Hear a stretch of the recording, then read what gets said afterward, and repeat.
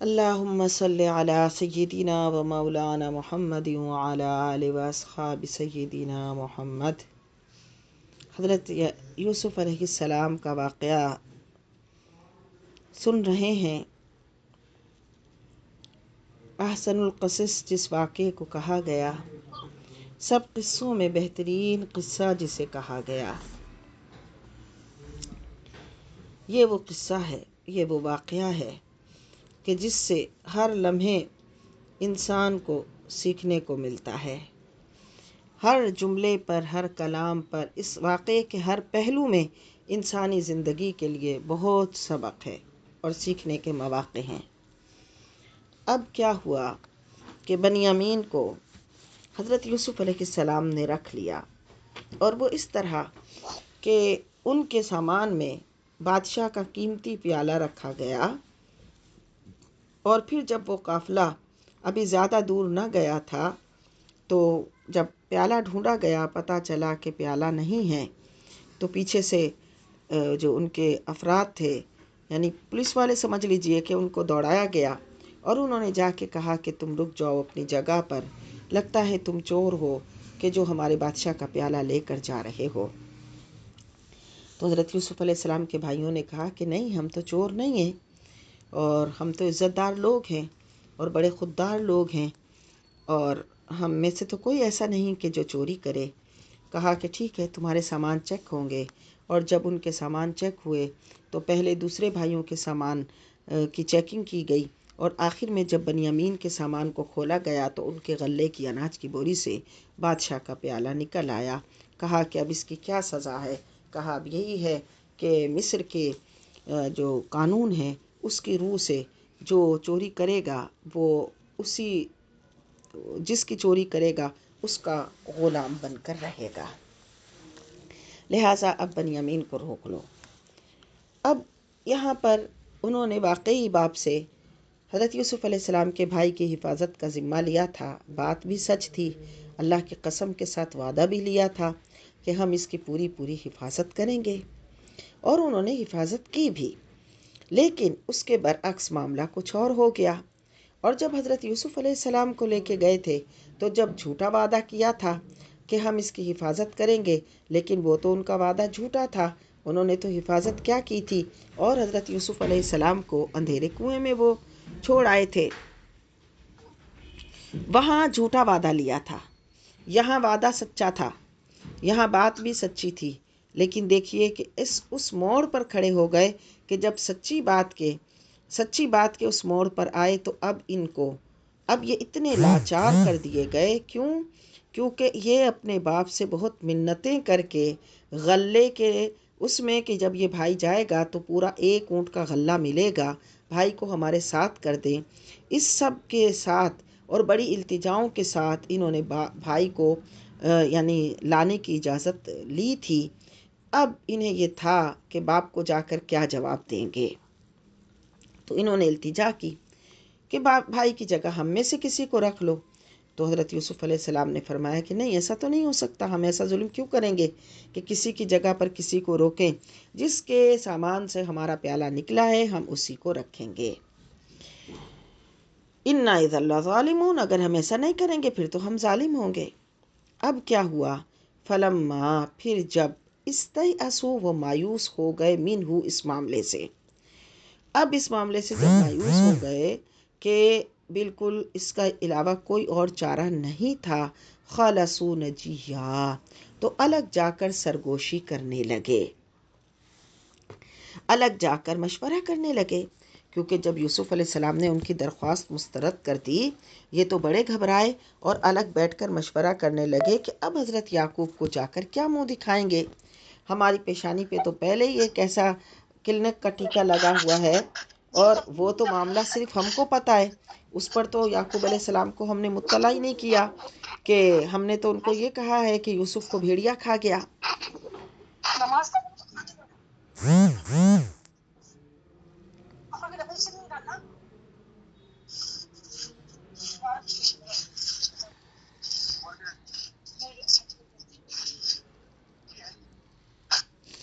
تو اب کیا کیا جائے؟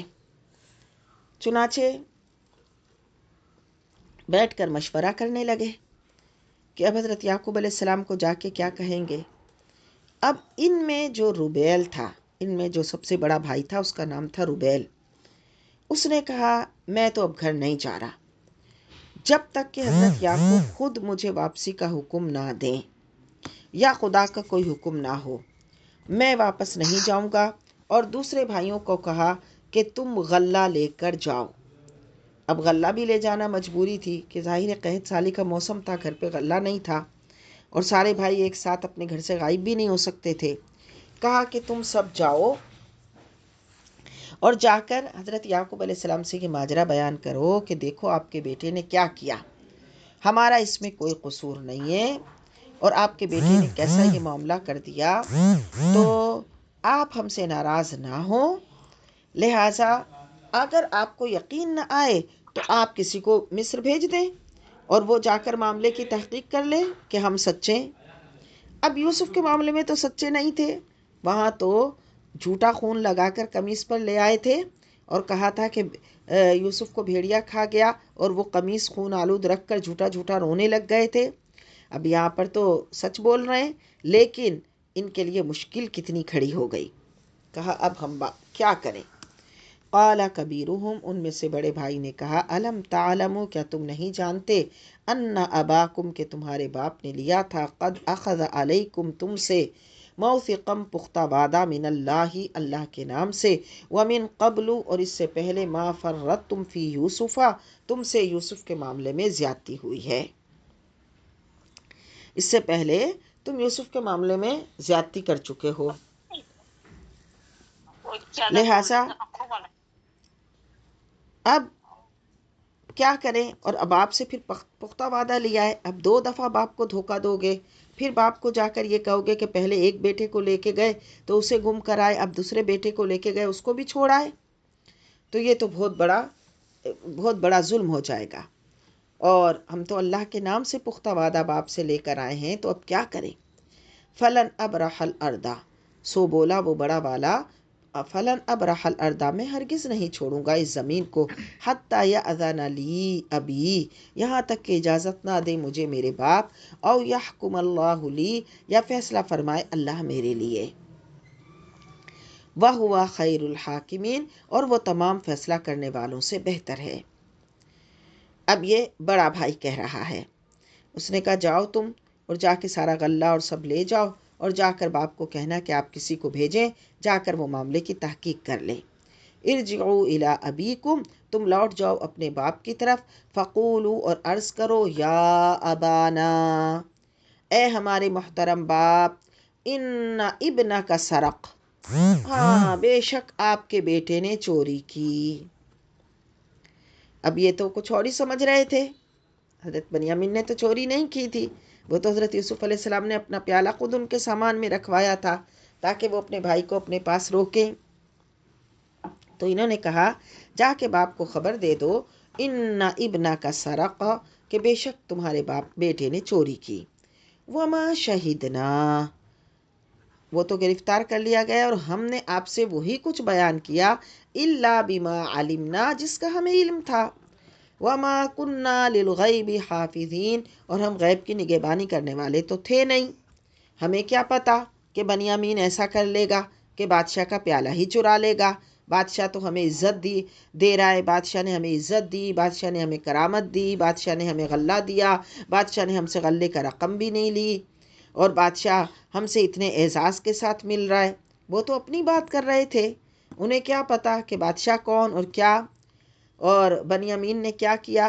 تو کہا بھائی ہم تو غیب کی نگہبانی کرنے والے نہیں تھے اور آپ کے بیٹے نے چوری کر لی، اور ہمیں تو یہی پتا ہے جو ہم نے دیکھا، تو ہم تو اس کی غیب سے حفاظت نہیں کر رہے تھے۔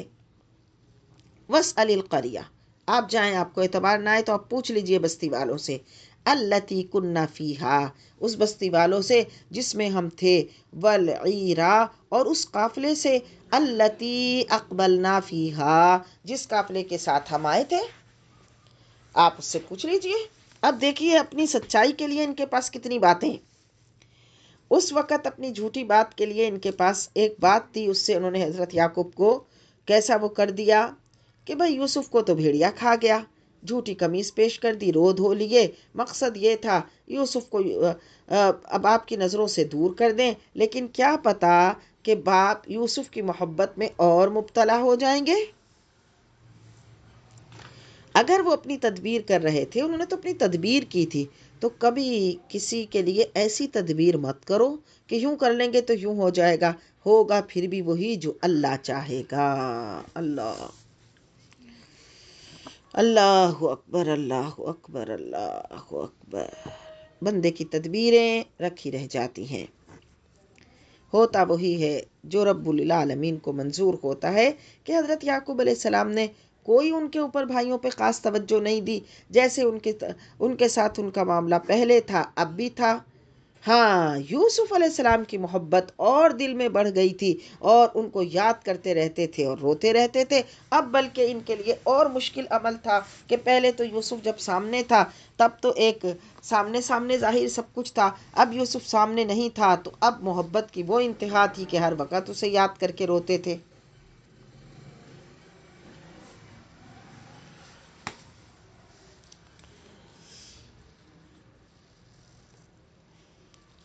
تو کہا جائے، یہاں پوچھ لیں بستی والوں سے، والعیرہ، اور اس قافلے سے، التی اقبلنا فیہا، پوچھئے اس قافلے سے جس میں ہم آئے، وَإِنَّا لَصَادِقُونَ، اور ہم سچ عرض کر رہے ہیں۔ اگر آپ کو ہماری بات کا یقین نہیں آتا، آپ کسی کو بھیجیں، پتہ لگوائیں، ہم سچ کہہ رہے ہیں۔ اب جب یہ قافلہ پہنچا، جا کے حضرت یعقوب علیہ السلام سے ان بھائیوں نے یہ ساری رودات کی، یہ ساری بات رکھی اور یہ سارے داستان کی۔ حضرت یعقوب علیہ السلام نے کیا ارشاد فرمایا؟ اب سوچئے کہ حضرت یعقوب علیہ السلام کی کیفیت کیا ہوگی کہ پہلے ایک بیٹے کی محبت میں اتنا روئے کہ آنکھ کی بینائی جاتی رہی، اور بیٹے کی فراق میں رو رو کے اپنی کیا حالت کر لی، اور اب دوسرا بیٹا گیا تو وہ بھی واپس لوٹ کر نہیں آ رہا، تو کیا کیفیت ہوگی کہ جب حضرت یعقوب علیہ السلام نے یہ اتنی بڑی خبر سنی ہوگی۔ لیکن دیکھو صبر کا پہاڑ، آپ نے کیا ارشاد فرمایا؟ قال، ارشاد فرمایا، بل سولت لکم انفسکم امرا، بلکہ آراستہ کر دی گئی ہے تمہارے نفوس نے یہ بات، تمہارے لیے تمہارے نفوس نے یہ بات آراستہ کر دی ہے۔ قال، ارشاد فرمایا، بل سولت لکم انفسکم امرا، تمہارے لیے تمہارے نفسوں نے یہ بات آراستہ کر دی، تمہیں سمجھا دی، فصبر جمیل، پس اب صبر ہی زیبا ہے۔ اب صبر ہی زیبا ہے۔ وہاں کیا ارشاد فرمایا تھا؟ جب حضرت یوسف علیہ السلام کا پتہ چلا تھا تو وہاں بھی آپ نے کیا ارشاد فرمایا تھا؟ فصبر جمیل، اللہ اکبر۔ وہاں بھی ارشاد فرمایا فصبر جمیل۔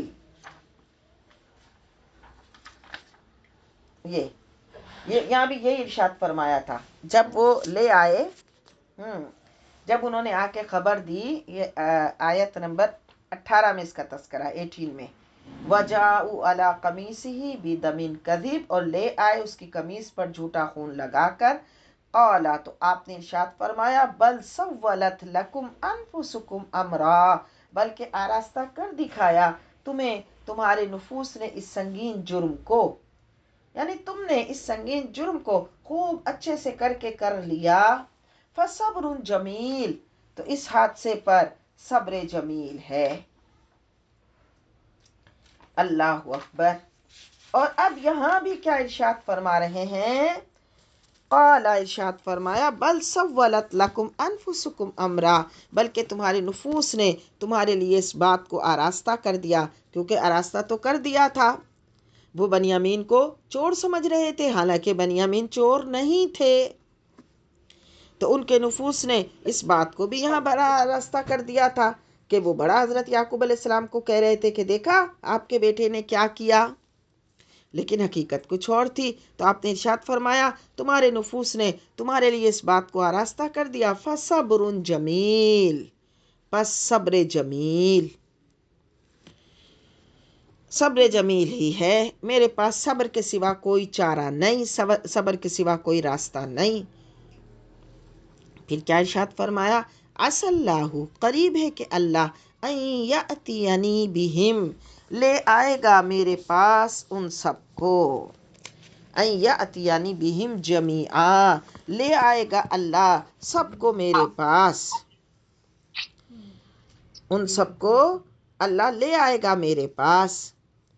اب وہ بھائی اونٹوں پر غلہ لادے گھر پہنچے تو کیا کیفیت ہوگی جب بنیامین ساتھ نہیں تھا؟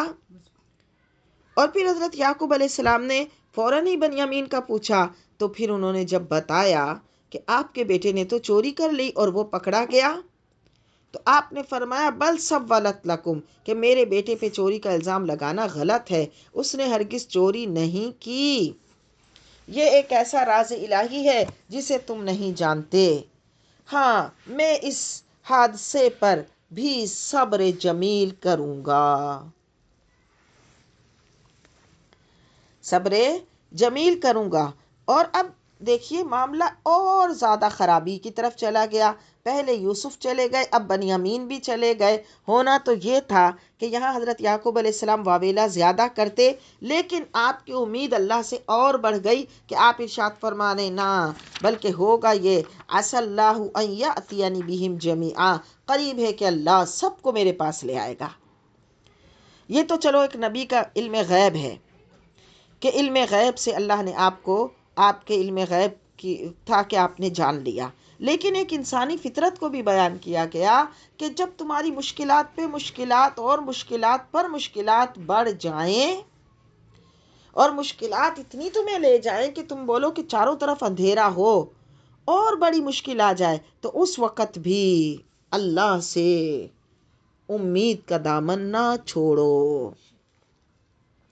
بلکہ اس وقت بھی تمہاری امید اللہ کی طرف اور مضبوط ہو جائے، مشکل بڑھ گئی تمہاری امید بڑھ جائے کہ نہیں ایسا تھوڑی ہوگا، اللہ تعالیٰ میرے لیے اچھا کرے گا، اس وقت بھی امید کی بات کرو۔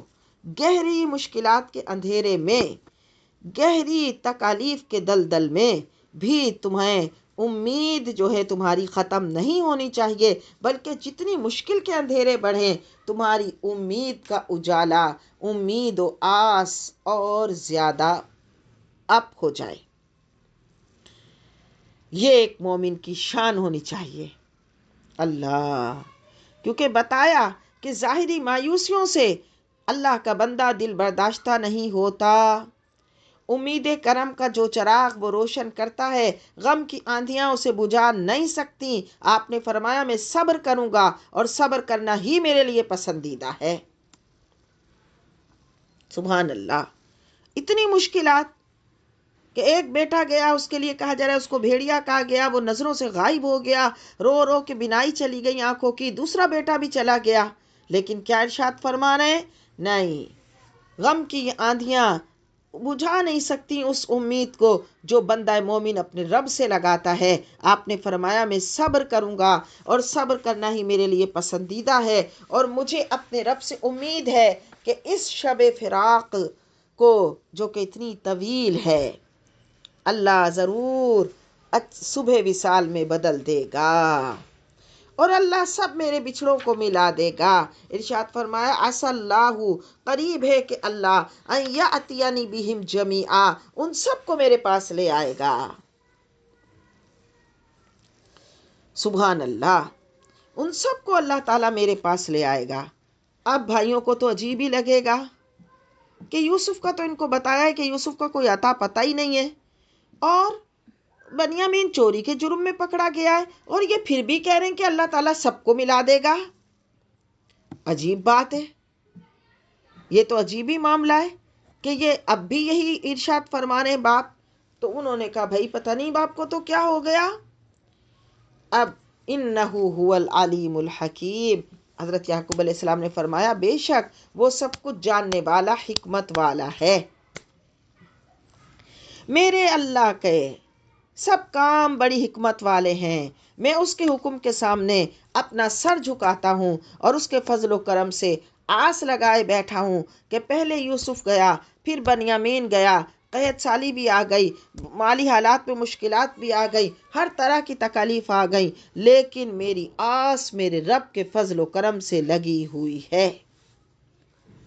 میرا اللہ اب بھی میرے لیے ضرور کوئی راہ نکالے گا۔ آپ نے یہ کہا، آپ کے دل پہ چوٹ لگی، سب چیزوں سے دل اچاٹ ہو گیا، سارے معاملات سے منہ موڑ لیا اور اپنے رب کے ذکر میں مشغول ہو گئے۔ وَتَوَلَّى عَنْهُمْ، اور منہ پھیر لیا آپ نے ان کی طرف سے، اور منہ پھیر لیا آپ نے ان کی طرف سے، اور منہ پھیر لیا آپ نے ان کی طرف سے۔ وَتَوَلَّى عَنْهُمْ، اور منہ پھیر لیا آپ نے ان کی طرف سے۔ وَقَالَ، اور فرمایا، یا اسفا علی یوسف، ہائے افسوس یوسف کی جدائی پر۔ وَابْيَضَّتْ عَيْنَاهُ مِنَ الْحُزْنِ، اور سفید ہو گئیں ان کی آنکھیں غم کی وجہ سے۔ فَهُوَ كَظِيمٌ، تو وہ اپنے غم کو ضبط کیے ہوئے تھے۔ اسفن کہتے ہیں شدت غم کو۔ تو آپ نے کیا ارشاد فرمایا، یا اسفی تعالی فہذا اوانک، اے میرے درد و غم آ جا، اب تیرے آنے کا وقت ہے۔ یعنی آپ کہہ رہے ہیں، یا اسف علی یوسف، ہائے افسوس یوسف کی جدائی پر۔ شدت غم کے وقت اہل عرب یہ الفاظ بولتے ہیں۔ وَابْيَضَّتْ عَيْنَاهُ، اور کثرت گریہ سے، وَابْيَضَّتْ سفید ہو گئی، عَيْنَاهُ ان کی آنکھیں، من الحزن غم سے، اور بینائی جاتی رہی۔ اور پھر جو شخص اتنا غم سے بھر جائے اور پھر بھی وہ اپنے لب نہ ہلائے اور کسی کے سامنے اپنے غم کا اظہار نہ کرے تو اسے کہتے ہیں کظیم۔ فَهُوَ کظیم، اور وہ پوری شدت کے ساتھ اس غم کو چھپائے ہوئے تھے، اس جدائی کو برداشت کر رہے تھے۔ اب بظاہر حضرت یعقوب علیہ السلام جیسے پیغمبر کا اپنے بیٹے کی محبت میں ایسا مبتلا ہونا اور اس کے ہجر و فراق میں رونا آپ کے شایان شان معلوم نہیں ہوتا۔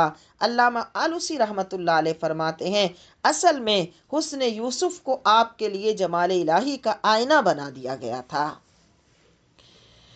سبحان اللہ، بظاہر وہ عشق مجازی تھا لیکن حقیقت میں وہ عشق حقیقی تھا کہ حسن یوسف کو آپ کے لیے جمال الہی کا آئینہ بنا دیا گیا تھا۔ وہ آپ کے چہرے میں آپ کے چہرے یعنی اس آئینے میں تجلیات الہی کا مشاہدہ کرتے تھے۔ تو جب حضرت یوسف آپ کی نگاہوں سے اوجھل ہو گئے تو انوار خداوندی کی اس لذت دید سے محروم ہونے کی وجہ سے آپ بے قرار ہو گئے، گویا وہ عشق مجازی نہیں تھا بلکہ حقیقت میں عشق حقیقی تھا۔ اللہ۔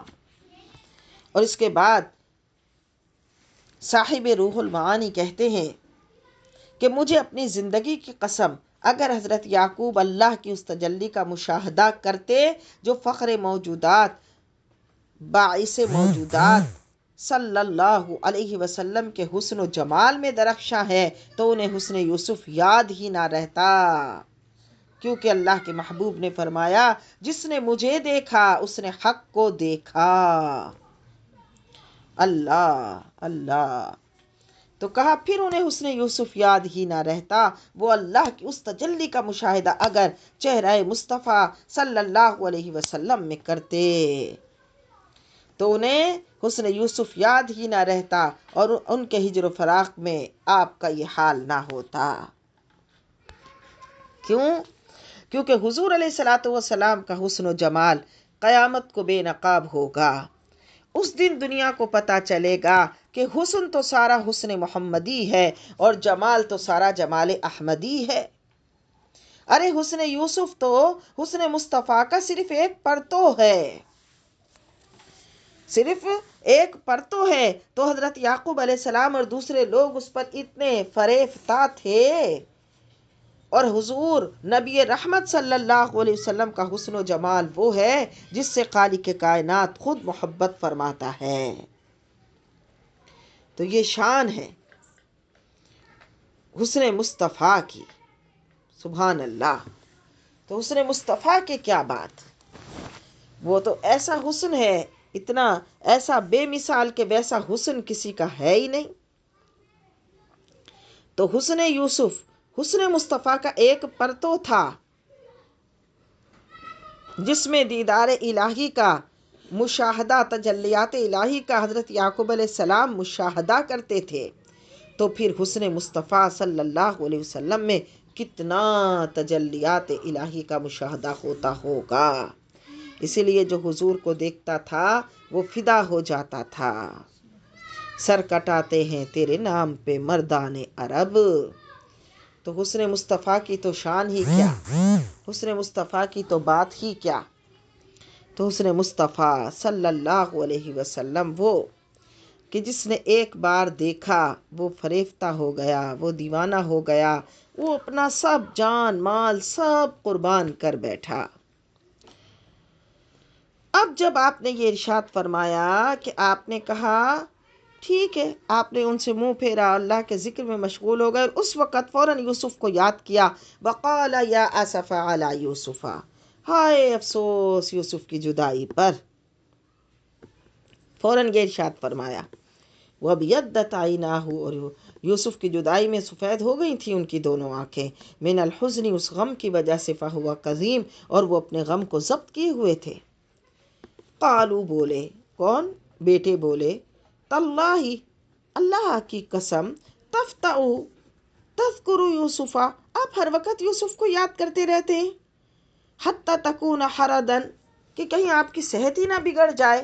بات یہ ہو رہی ہے کہ بنیامین بھی چلا گیا، آپ کہہ رہے ہائے یوسف، آپ پھر بھی یوسف کو یاد کر رہے ہیں۔ تو آپ نے تو اپنی صحت، اپنا سب کچھ ہی یوسف کی جدائی میں خراب کر لیا۔ او تکون من الہالکین، کہیں آپ تو بس دنیا ہی سے نہ چلے جائیں یوسف کی محبت میں۔ تو آپ ایسے وہ ہو گئے، کیونکہ حضرت یوسف علیہ السلام کی جدائی میں حضرت یعقوب تڑپتے تھے، لیکن ابھی میں نے آپ کو کیا بتایا کہ بیٹے کی محبت میں نہیں، حقیقت میں وہ حسن یوسف میں دیدار الہی کا مشاہدہ کرتے تھے، تو انہیں یاد کر کے آنسوؤں کے دریا بہاتے تھے۔ تو انہوں نے کہا کہ ہم بات کر رہے ہیں اس کی، آپ کو اب بھی یوسف یاد آ رہا ہے، آپ اب بھی یوسف کی جدائی کا تذکرہ کریں، آپ کہہ رہے ہیں ہائے یوسف، تو ابھی بھی آپ کو وہی غم ہے، تو آپ کی تو کہیں موت ہی نہ واقع ہو جائے کہ جس طرح آپ کرتے ہیں۔ تو حضرت یعقوب علیہ السلام نے کیا ارشاد فرمایا؟ قال، آپ نے فرمایا، انما اشکو بثی و حزنی، میں تو شکوہ کر رہا ہوں اپنی مصیبت اور اپنے دکھ کا، اللہ، اللہ کی بارگاہ میں، تم سے کیا کہہ رہا ہوں میں؟ انما اشکو بثی و حزنی اللہ، میں تو شکوہ کر رہا ہوں اپنی مصیبت اور اپنے دکھ کا اللہ کی بارگاہ میں، مجھے کچھ نہ کہو، میری یہ حکایت درد و غم صرف اپنے خداوند ذوالجلال کی بارگاہ میں بیان کر رہا ہوں، مجھے اس سے مت روکو۔ تو پتہ چلا کہ بندے پر جب مشکلات ہوں تو بندے کے آگے رونے کے بجائے اپنے رب سے کہا کرے، اپنے رب سے کہا کرے۔ ہے قال، فرمایا، انما اشکو بثی، میں تو شکوہ کر رہا ہوں اپنی مصیبت کا، وحزنی، اور اپنے دکھوں کا، اللہ، اپنے رب کی بارگاہ میں، وَأَعْلَمُ مِنَ اللَّهِ مَا لَا تَعْلَمُونَ، اور میں جانتا ہوں اللہ کی طرف سے جو تم نہیں جانتے۔ تم، یہ جو حکمتیں اس میں پوشیدہ ہیں، اس کا انجام کیا ہوگا تم نہیں جانتے، اور میں تو اپنے دکھوں کو صرف اپنے خداوند ذوالجلال کی بارگاہ میں پیش کر رہا ہوں، میں تو کسی سے کچھ نہیں کہہ رہا۔ تو پھر کیا ہونا چاہیے بندے کو اپنے دکھوں میں اور اپنے غموں میں؟ یہی کہنا چاہیے، اشکو بثی و حزنی اللہ، اشکو، میں شکوہ کرتا ہوں، بثی، اپنی مصیبت کا، و حزنی، اور اپنے دکھ کا، اللہ، اللہ کی بارگاہ میں، اشکو بثی و حزنی اللہ، اپنی مصیبت اور اپنے دکھ کا اللہ کی بارگاہ میں شکوہ کرتا ہوں، وَأَعْلَمُ مِنَ اللَّهِ مَا لَا تَعْلَمُونَ، اور میں جانتا ہوں اللہ کی طرف سے جو تم نہیں جانتے۔ اب بیٹے بھی بیٹھے ہیں وہاں، اور حضرت یعقوب علیہ السلام اللہ کی بارگاہ میں فریاد کر رہے ہیں۔ آپ نے ارشاد فرمایا یا بنیا، اے میرے بیٹو، اذهبوا جاؤ فتحسسوا من یوسف و اخیہ، جاؤ تو جا کر سراغ لگاؤ یوسف کا اور اس کے بھائی کا، ولا تیأسوا من روح اللہ، اور مایوس نہ ہو جاؤ رحمت الہی سے، انہ لا ییأس من روح اللہ، بلا شبہ مایوس نہیں ہوتے رحمت الہی سے، الا القوم الکافرون، مگر کافر لوگ۔ آپ نے کیا فرمایا؟ ایک روز آپ نے، اب پتہ نہیں کتنا وقت گزرا ہوگا اس حزن و ملال میں، اس غم کی کیفیت میں، تو ایک روز آپ نے اپنے بیٹوں کو بلایا اور ارشاد فرمایا جاؤ جا کر بھائی کو تلاش کرو اور اللہ کی رحمت سے مایوس نہ ہو، جاؤ یوسف کو بھی تلاش کرو، اس کے بھائی کو بھی تلاش کرو۔ اب اتنے عرصے تک آپ نے یہ بات نہیں کہی تھی کہ جاؤ جا کے یوسف کو تلاش کرو، لیکن اب ارشاد فرما رہے ہیں، اس کا مطلب ہے آپ کو پتہ چل گیا تھا کہ اب اللہ کی طرف سے حالات بدلنے والے ہیں، جب کرم ہوتا ہے حالات بدل جاتے ہیں، میرے آقا کی رحمت سے تو پتھر بھی پگھل جاتے ہیں۔ اب حالات بدلنے کا وقت آ گیا تھا، تو آپ نے ایک روز اپنے بیٹوں کو کہا کہ جاؤ، مجھے یقین ہے کہ انشاءاللہ خیر ہوگی، تم جاؤ بھائی کو ڈھونڈو، یوسف کو ڈھونڈو، بنیامین کو ڈھونڈو، اور عزیز مصر کی خدمت میں جاؤ اور اس کو کہو جا کر۔ اب بات یہ ہو گئی کہ بالکل عزیز مصر کے پاس جب جا رہے ہیں تو غلہ لانے کے لیے قیمت بھی نہیں ہے، کیونکہ اتنی قحط سالی ہو گئی کہ فاقہ کشی کی نوبت آ گئی۔ تو آپ نے کہا کہ جاؤ پھر غلہ بھی لاؤ، جا کے تلاش بھی کرو، اور وَلَا تَيْأَسُوا مِن رَوْحِ اللَّهِ، اللہ کی رحمت سے مایوس نہ ہو جاؤ، اِنَّهُ لَا يَيْأَسُ مِن رَوْحِ اللَّهِ، بے شک اللہ کی رحمت سے مایوس نہیں ہوتے إِلَّا الْقَوْمُ الْكَافِرُونَ، مگر کافر لوگ۔ اب یہ قافلہ گیا حضرت یوسف علیہ السلام کے پاس دوبارہ مصر کی طرف، اور اپنے والد کی ہدایت کے مطابق یہ مصر روانہ ہوئے، اور جب وہاں پہنچے تو اب دیکھیے آپ، اب عزیز مصر کے سامنے یہ کیسے لاچار ہو کر کھڑے ہیں۔ دیکھو اللہ کی قدرت، اللہ کی شان۔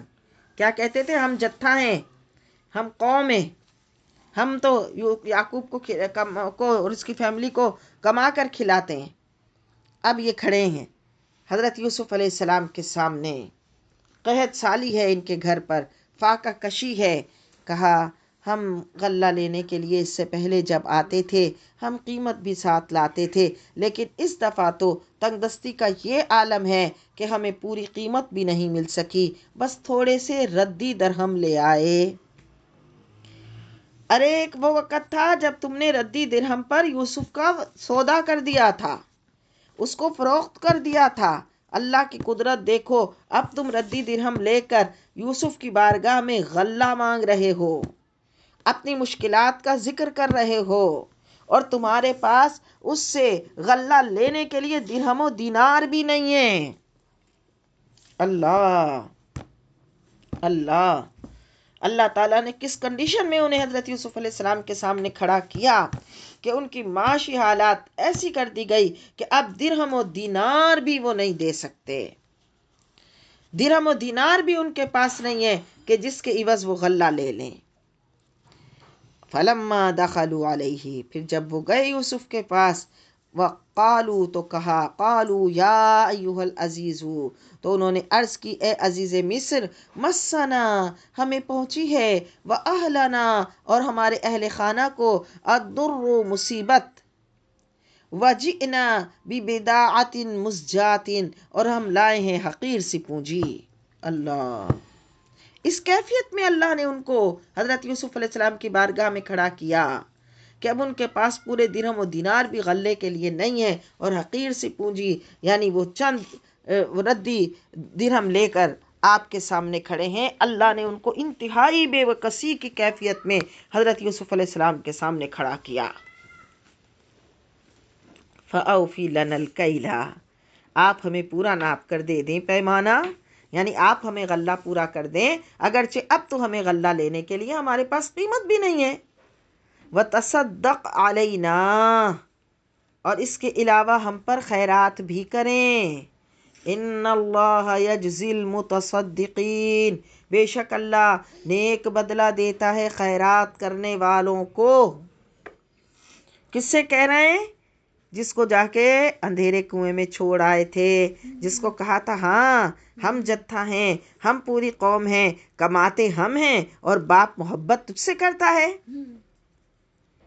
اب اس کے سامنے اللہ نے ان کو بالکل جو لاچاری کی آخری کیفیت تھی اس کیفیت کے ساتھ حضرت یوسف علیہ السلام کے سامنے کھڑا کیا کہ ان کے پاس درہم و دینار بھی نہیں ہے غلہ خریدنے کے لیے، اور ردی درہم ہے، اور انتہائی بے کسی اور بے بسی کی حالت ہے، فاقہ کشی کی نوبت ہے، معاشی حالت انتہائی خراب ہے. اور پھر حضرت یوسف علیہ السلام کی تعریف کر رہے ہیں. وَتَصَدَّقْ عَلَيْنَا، سوال کر رہے ہیں آپ سے، اور ہم پر خیرات بھی کریں. ان اللہ یجزی المتصدقین، بے شک اللہ نیک بدلہ دیتا ہے خیرات کرنے والوں کو. اب جب وہ اس کنڈیشن میں کھڑے ہوئے ہیں، اب سنیے. قال، آپ نے ارشاد فرمایا. کس نے؟ حضرت یوسف علیہ السلام نے. قال، آپ نے ارشاد فرمایا.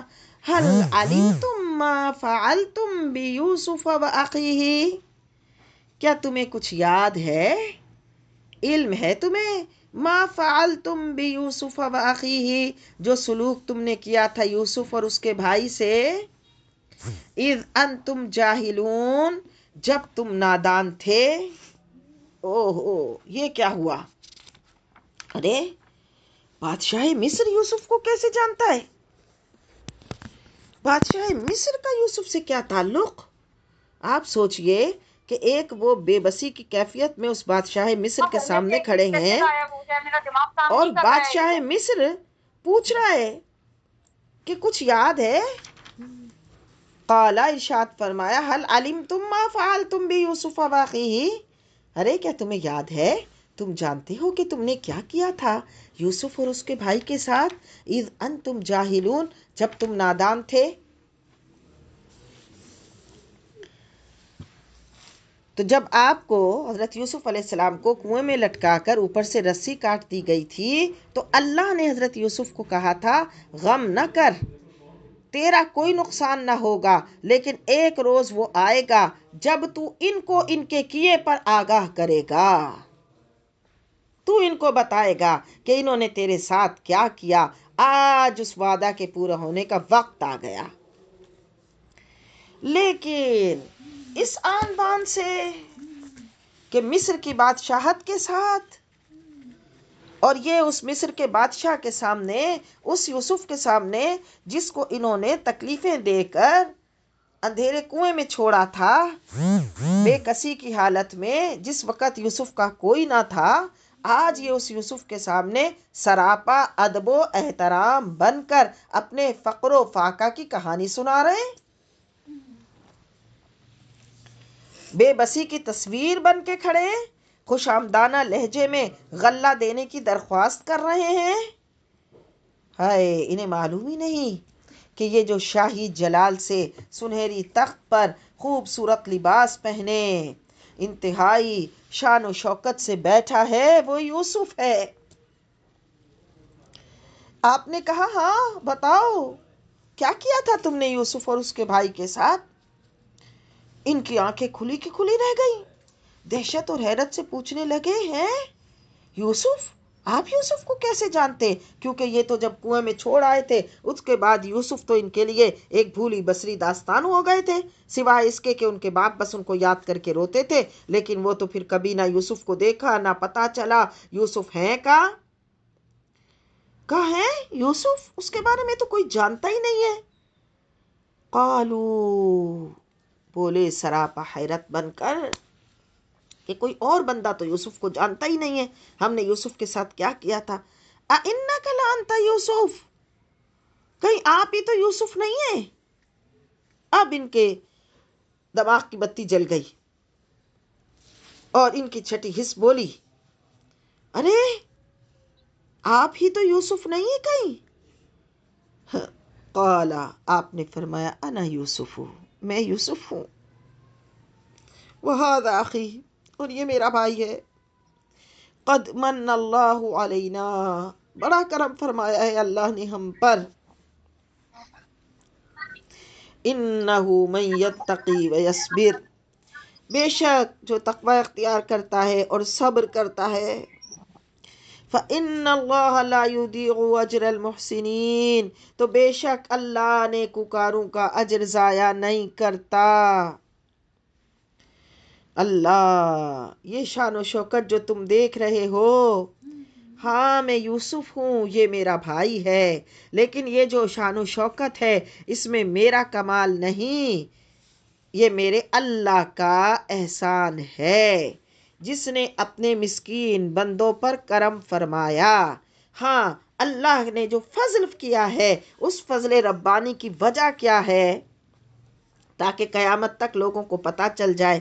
ایک تو خود اپنی تعریف نہ کرو، اور دوسرے یہ کہ بتانا مقصود تھا کہ جو تقوی کو اپنا شعار بناتا ہے، جو مشکلات میں صبر کا دامن پکڑ کے رکھتا ہے، ہاں، اور اللہ سے ڈرتا ہے اور صبر سے جمع رہتا ہے، اللہ اس کی نیکیوں اور خوبیوں کو ضائع نہیں کرتا۔ بس اپنے معاملات اپنے رب سے سیدھے رکھے، اپنے رب کا خوف رکھے، اللہ کے بندوں کے حقوق صحیح طریقے سے پورے کرے، اللہ کے بندوں کو شکایت کا موقع نہ دے، اور اپنے رب العزت کی فرما برداری کرے، تقوی اختیار کرے، اس کی نافرمانی نہ کرے کبھی، اور مشکلات اور مصائب کتنے بھی آئیں اس میں صبر کیے رہے تو اللہ اس کی نیکیوں اور خوبیوں کو ضائع نہیں کرتا، اور اس کو وہ نتائج عطا کرتا ہے جو اللہ اس کو پھر شاد و آباد کر دیتا ہے۔ اللہ اللہ اللہ، تو ارشاد فرمایا، انہ من یتقی ویصبر قد من اللہ علینا، بے شک اللہ نے ہم پر احسان فرمایا۔ اب اپنی ساری چیز کو منسوب کیا اللہ کی طرف، اپنی بات نہیں کی کہ ہم کچھ ہیں۔ قد من اللہ علینا، بڑا کرم کیا اللہ نے ہم پر، انہ، بے شک، من یتقی ویصبر، جو تقوی اختیار کرتا ہے اور صبر کرتا ہے، فإن اللہ لا یضیع اجر المحسنین، بے شک اللہ نیکوکاروں کا اجر ضائع نہیں کرتا، بے شک اللہ نیکوکاروں کا اجر ضائع نہیں کرتا۔ تو بیبیوں بس یہ بات یاد رکھو، یہ بات یاد رکھو، جو تقوی اختیار کرے گا، جو اللہ سے ڈرے گا، جو اللہ کی فرما بردار رہے گا، متقی ہوگا، پرہیزگار ہوگا، ہر مرحلے پر صبر کرے گا، تو قاعدہ کلیہ بتا دیا کہ اگر تقوی اختیار کرو گے، صبر کرو گے تو انعام و اکرام کے مستحق بن جاؤ گے، انعام و اکرام کے مستحق بن جاؤ گے، اس لیے تقوی اختیار کرو، اور دنیا زمانہ کوئی کچھ بھی کہے، صبر کرو، صبر کو اپنے ہاتھ سے مت جانے دو، صبر کی راہ اختیار کرو، صبر کرو، جب صبر کرو گے اللہ تعالی، صبر کرو گے اللہ رب العزت انعام سے نوازے گا، جو تقوی اختیار کرے گا اور جو صبر کرے گا وہ اللہ کے انعامات کا مستحق ہو جائے گا۔ یہ قاعدہ کلیہ ہے دنیا میں بھی کامیابی کا اور آخرت میں بھی کامیابی کا۔ ہم بھاگتے ہیں دنیا کی کامیابیوں کے پیچھے، ہائے یہ مل جائے، وہ مل جائے، فلاں مل جائے، جتنا بھی مل جائے وہ دنیا ہے اور دنیا کا مال ہے، وہ نہ کبھی پورا ہوا ہے نہ ہوگا، اور ایک دن اس دنیا کو چھوڑ کر چلے جانا ہے۔ کامیاب وہ ہے جو دنیا میں رہے تو قناعت کے ساتھ رہے، تقوی کے ساتھ رہے، صبر کے ساتھ رہے، تو اللہ دنیا میں بھی اس پر سکون اور اطمینان اتارے گا، اور اللہ اس کو انعامات عطا کرے گا، اور جب آخرت میں اللہ اس کو بہترین بہترین اجر عطا فرمائے گا۔ یہی قاعدہ کلیہ ہے۔ اللہ ہمیں اسی قاعدہ کلیہ کو اپنانے کی توفیق عطا فرمائے۔ اللہم صلی علی سیدنا و مولانا محمد وبارک وسلم۔ اللہ رب العزت ہم سب کو تقوی عطا فرما۔ اللہ ہم سب کو اپنے پرہیزگار بندوں میں شامل فرما۔ اللہ ہم سب کو گناہوں سے بچنے کی توفیق عطا فرما۔ اللہ ہم سب کو نیکیوں کی راہ پہ چلنے کی توفیق عطا فرما۔ اللہ تو ہمیں جھوٹ، چغلی، غیبت، حسد، بدگمانی سے بچا۔ اللہ تو ہمیں ہر برے کام سے بچا۔ اللہ تو ہمیں اچھی کاموں کی راہ عطا فرما۔ اللہ تو ہمیں نیکی کے کاموں کی توفیق عطا فرما۔ اللہ تو ہم پر اپنا خاص خاص فضل و احسان فرما، ہم سے تو راضی ہو جا۔ اللہ تو ہمیں تقوی و طہارت عطا فرما، اور اجر اور صبر عطا فرما، اور اس پر بہترین انعام عطا فرما۔ وصلی اللہ تعالی علی حبیبہ خیر خلقہ۔